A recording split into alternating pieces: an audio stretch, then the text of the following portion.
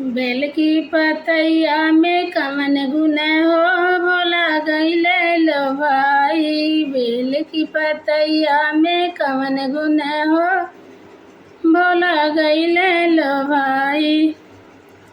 मिश्री मलाई शिव के मन ही न भावे, मिश्री मलाई शिव के मन ही न भावे। भंगिया के गोला में कवन गुण हो, भोला गइले लो भाई।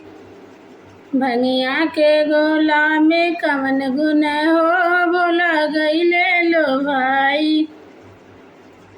बेल की पतैया में कवन गुण हो, भोला गइले लो भाई। बेल की पतैया में कवन गुण हो, भोला गइले लो भाई।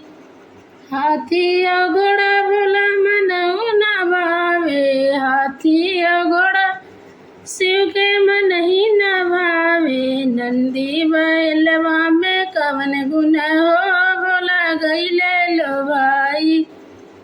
नंदी बैलवा में कवन गुण हो, भोला गइले लो भाई।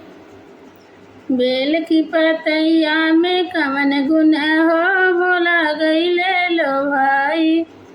बेल की पतैया में कवन गुण हो, भोला गइले लो भाई।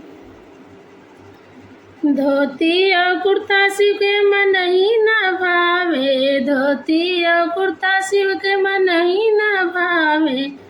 मिर्गा के छाला में कवन गुण हो, भोला गइले लो भाई।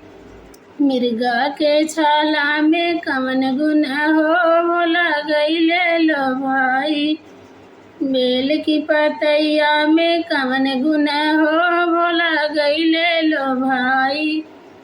बेल की पतैया में कवन गुण हो, भोला गइले लो भाई।